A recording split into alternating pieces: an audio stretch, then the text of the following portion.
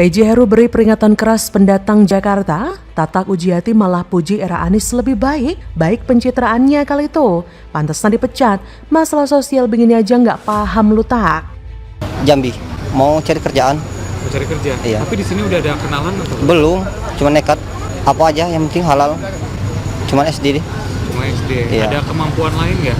Nggak ada, cuma bisa kerja bangunan, kuli-kuli kayak gitu aja. Kalau udah sukses baru pulang. Aneh kata nggak boleh oleh orang Pemda, orang perairan, apa salahnya? Memang kita salah tinggal di sini. Mereka bukan melarang, cuman takutnya kan ini disalahgunakan. Otomatis ini kan pipa bang, takut bocor begitu kan. Terkait dengan Jakarta, setiap tahun kita ada musim lebaran dan sebenarnya pergerakan penduduk di Jakarta itu tidak hanya terbatas pada masa pasca lebaran. Di antara lebaran pun orang datang keluar masuk. Datang tidak masalah untuk Jakarta, namanya juga ibu kota, siapapun boleh datang, ngadu nasib. Maka yang penting kalau tinggal di bangunan liar ya pasti kami akan bongkar dan usir pulang.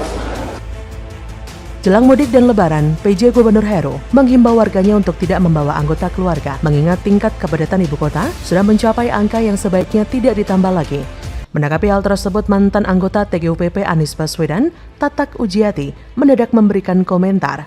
Diakui oleh Tatak saat DKI Jakarta masih dipimpin Anies Baswedan, ia dengan terbuka menerima dan memperlakukan para pendatang dengan sangat baik. Iya sih memang benar, zaman Anies kan zaman pencitraan. Kalau Anies terang-terangan menolak pendatang, ya otomatis banyak yang bakal nggak suka dong sama dia.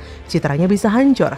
Maka dari itu, ia memberikan tempat bagi para pendatang dan mengorbankan APBD yang diambil dari masyarakat DKI Jakarta. Para pendatang tersebut yang nol kompetensi bisa menyebabkan masalah sosial di Jakarta. Beda dengan PJ Heru yang taat pada konstitusi dan sebodoh amat mau dibenci. Karena memang para pendatang di Jakarta tak bisa dibantah juga menyebabkan banyak masalah sosial, kemacetan, dan lain-lain, apalagi yang nol kompetensi.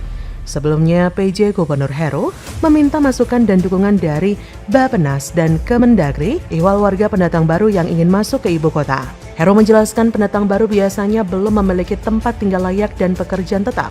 Hal itu akan membebani APBD Jakarta karena Pemprov Jakarta tetap harus memberikan jaminan kepada mereka. PJ Heru menuturkan, perpindahan penduduk dari daerah ke DKI Jakarta kini semakin mudah, namun kedatangan mereka tetap menjadi beban APBD.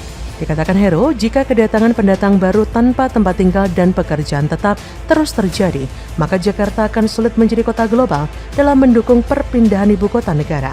Sebenarnya keputusan PJ Heru memutuskan melakukan pembatasan untuk masyarakat pendatang tidak salah, karena itu menyangkut APBD Jakarta yang mayoritas uang warga Jakarta asli.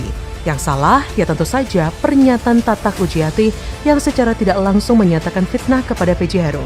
Pada PJ Heru tidak 100% melarang masyarakat dari luar Jakarta untuk datang ke ibu kota. Yang ada, beliau hanya membatasi. Namun dia juga mengingatkan bahwa APBD akan tetap terbebani. PJ Heru pun menyebut data per Februari 2023 bahwa perpindahan penduduk didominasi masyarakat berpenghasilan rendah. Namun dia tak bisa menyampaikan data itu secara gamblang. Hanya saja, kata dia, data akan dipaparkan saat rapat pimpinan dengan TNI Polri.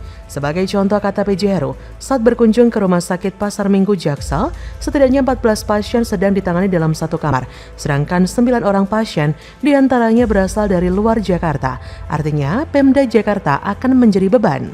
Beruntunglah rakyat Indonesia terutama Jakarta tidak sebajingan Tatak. Masyarakat mayoritas masih percaya kepada pemerintah pusat dan daerah.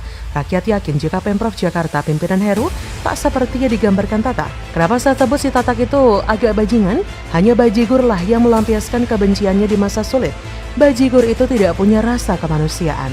Ketika bangsa ini membutuhkan kerjasama semua pihak, kesabaran semua pihak, dukungan semua pihak, kritikan membangun dari semua pihak dan kemampuan terbaik dari semua lini, ini ada manusia yang malah melampiaskan entah dendam dan kebencian apa yang ada dalam hatinya. Akhirnya apa? Dia hanya menghasilkan kegaduhan, memancing perbantahan dan merambah dan menambah masalah. Kenapa sih ketokohannya tidak dia gunakan untuk suatu kebaikan? Bukannya membantu mencari solusi, malah mengumbar fitnah kebencian. Jadi hentikanlah agitasi, provokasi, dan pelampiasan dendam seperti Tatak Ujiati. Marilah akhiri kebajiguranmu itu. Bagaimana menurut Anda?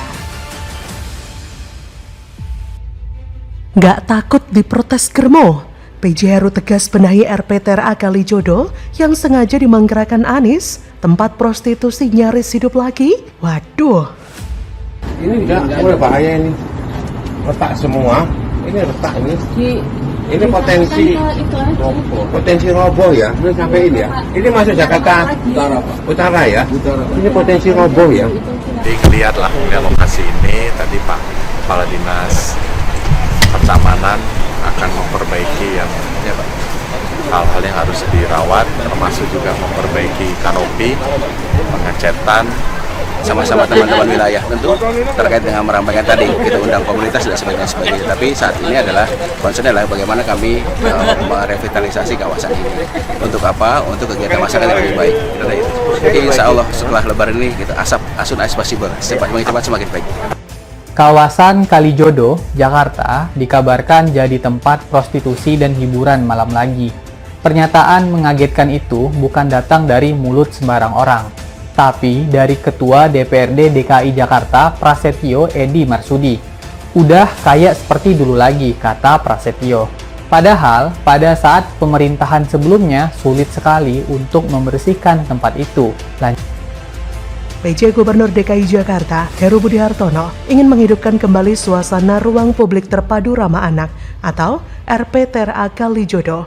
Untuk itu, Heru memerintahkan dinas terkait segera memperbaiki RPTRA peninggalan Gubernur Basuki Cahayapurnama alias Ahok itu. Heru meminta Dinas Pertamanan dan Hutan Kota DKI Jakarta segera melakukan pembenahan pada bagian bangunan dan fasilitas yang perlu dilakukan perbaikan. Dari hasil peninjauan ini, Pemprov Jakarta melalui Dinas Pertamanan dan Hutan Kota akan melakukan perawatan seperti perbaikan kanopi, pengecatan ulang, dan lain-lain. Setelah selesai diperbaiki untuk menghidupkan kembali aktivitas warga di taman ini, PJ Heru bahkan ingin mengadakan berbagai kegiatan positif atau acara yang bersifat rutin atau seremonial. Misalnya, ajang kejuaraan sepeda BMX, lomba fotografi, dan perlombaan lainnya dalam rangka memeriahkan HUT DKI Jakarta di bulan Juni mendatang. Kepala Dinas Pertamanan dan Hutan Kota DKI Jakarta, Bayu Megantara, berjanji segera menindaklanjuti arahan PJ Gubernur Heru dalam upaya perbaikan dan perawatan, termasuk aktivasi RPTRA Kalijodo dan perbaikan tembok, atap, dan fasilitas lainnya akan dilakukan setelah Lebaran. Saat selesai direvitalisasi nanti, PJ Heru juga akan mengajak masyarakat untuk bersama-sama merawat keberadaan RTH RPTRA Kalijodo. Diketahui, RPTRA Kalijodo merupakan peninggalan Gubernur Basuki Cahayapurnama alias Ahok. Kalijodo dulunya dikenal sebagai tempat prostitusi terbesar di Jakarta. Ahok kemudian menggusur lokasi itu meski mendapat perlawanan dari preman atau germo setempat. Ahok lalu menjadikan lokasi itu sebagai ruang publik terpadu ramah anak. Setelah era Ahok sempat terbengkalai dan tidak terawat lagi karena pemimpinnya tak mau mengakui peninggalan Ahok dan mungkin sengaja memangkrakannya. Pada September 2022 lalu, Ketua DPRD DKI Jakarta Prasetyo Edi Marsudi sempat bilang kawasan Kalijodo kini berubah kembali menjadi tempat prostitusi dan hiburan malam. Menurut pengakuan salah satu warga, praktik prostitusi muncul kembali di kolong tol Pluit Tomang yang lokasinya di seberang RTH Kalijodo. Ini artinya dulu tidak ada pengawasan atau upaya perawatan RPTRA Kalijodo di era Anies Baswedan. Kalau begini terus, lama-lama bisa beralih fungsi seperti dulu. Maka daripada itu, ketika mendapat komplain dari ex-wakil Gubernur DKI Jakarta, Jarod Saiful Hidayat, PJ Heru bersama jajarannya langsung gerak cepat memperbaiki fasilitas yang telah rusak. Berakhirnya jabatan sang gubernur di pertengahan Oktober 2022 lalu seolah menyebabkan banyak misteri di ibu kota. Tapi hal itu bisa terjadi karena pejabat penggantinya, yaitu PJ Heru Budi, merupakan orang yang benar-benar bekerja untuk rakyat Jakarta. Semenjak PJ Heru menjabat sebagai gubernur, Heru langsung bekerja pada titik-titik masalah. Seperti dia katakan di awal jabatannya sebagai Nahkoda DKI Jakarta, bahwa dirinya akan memfokuskan pada pekerjaan-pekerjaan yang bermanfaat bagi masyarakat, seperti melanjutkan dan merawat program-program gubernur terdahulu yang mempunyai dampak besar dan positif bagi masyarakat Jakarta, seperti RPTRA Kalijodo ini. Kondisi yang dapat menjadi kunci keberhasilan Heru selama nanti menjabat sebagai orang nomor 1 di Jakarta, yaitu dengan melakukan apa yang selama 5 tahun terakhir diabaikan oleh gubernur sebelumnya. Selama menjabat, PJ Heru sudah memperlihatkan bahwa dirinya seorang pejabat eksekutif yang bertipe pekerja keras, yang tidak banyak bacot, tapi kerja. Ini mirip Jokowi yang pernah menjadi gubernur Jakarta sebelum meraih jabatan sebagai presiden. Dan yang lebih penting, PJ Heru murni bekerja untuk kepentingan masyarakat, maka dia tidak punya beban apapun, khususnya untuk melanjutkan pekerjaan Ahok, serta mau menjadi mitra pemerintah pusat dalam membenahi ibu kota Jakarta. Jadi, bagaimana menurut Anda?